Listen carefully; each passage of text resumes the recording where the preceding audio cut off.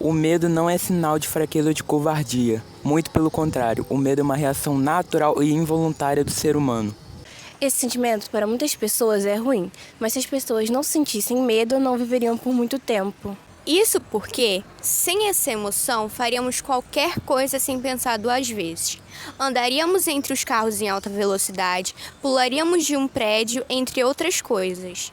O medo, portanto, é uma trava que nos ajuda a pensar nos riscos e consequências antes de fazermos algo. O medo só se torna negativo quando ele nos impede de conquistar ou seguir adiante. Quando o medo é crônico ou faz o perigo parecer maior do que ele pode se tornar gatilho para problemas mentais relacionados ao aumento do nível de ansiedade e estresse. Sentir medo de andar na rua deserta e à noite é normal, mas sempre sentir medo de ir para qualquer lugar, mesmo de dia, até mesmo acompanhado, já pode ser um caso de medo crônico.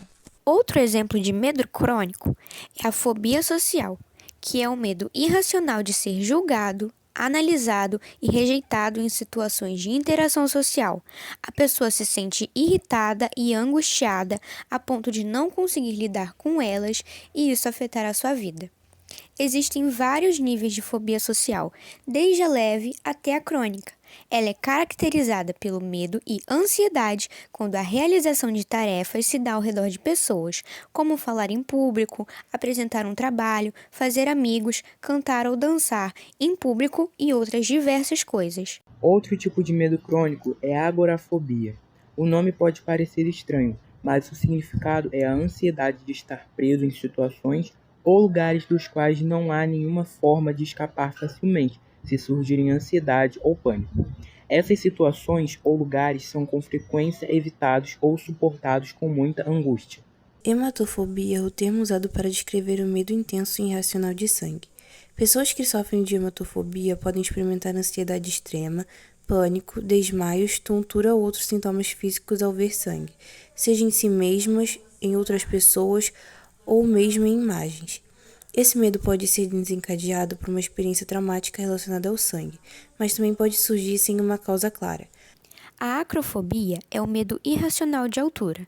Logicamente, nem toda situação de medo de estar em lugares altos pode ser caracterizada como acrofobia. Essa fobia ocorre quando o indivíduo está em lugares altos, onde não há nenhum risco ou situação de perigo, e mesmo assim o mesmo entra em pânico, seus batimentos cardíacos aumentam e seus músculos ficam tensos. Brontofobia é o transtorno de ansiedade referente ao medo excessivo e incontrolável de trovões. Diante deste medo de tempestade, com raios e trovões, a pessoa se descontrola emocionalmente de forma desmedida com reações totalmente diversas do comum. Deste modo, quem está com esta doença tem uma fobia de ser atingido por um trovão, sentindo um pavor extremo a qualquer barulho ou sinal de uma tempestade.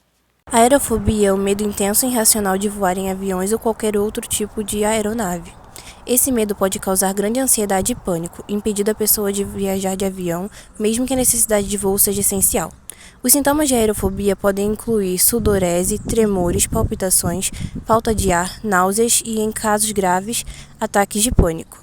A aerofobia pode ser desencadeada por experiências traumáticas anteriores com voos, medo de altura, acrofobia ou uma sensação de falta de controle durante o voo. Hidrofobia é o medo da água. É comum o medo moderado de águas profundas, acompanhado do medo de afogamento. Já o medo doentio é designado como hidrofobia. Essa pode ter origem na infância relacionada a algum trauma ocorrido com líquidos. Pode desaparecer na puberdade ou ser prolongada até a fase adulta. A hidrofobia não é medo da água propriamente dito, e sim o medo do afogamento. Grande parte das pessoas que apresentam hidrofobia não sabem nadar. Dentro da psicologia, é classificada como fobia específica do subtipo ambiente natural. A fobia específica tem como característica essencial o medo intenso e persistente de situações claramente discriminadas, como é o caso do medo presente em situações do ambiente natural, como a água. Aracnofobia é o termo usado para descrever o medo intenso e irracional de aranhas. Esse medo é uma das fobias mais comuns e pode variar de uma leve aversão a uma resposta extrema de pânico ao ver uma aranha, ou mesmo ao pensar ou ver imagens de aranhas. Pessoas com aracnofobia podem evitar lugares onde acreditam que aranhas possam estar presentes, como sótãos, porões ou áreas externas. O medo pode ser desencadeado por experiências passadas negativas com aranhas, mas muitas vezes não há uma causa específica identificável.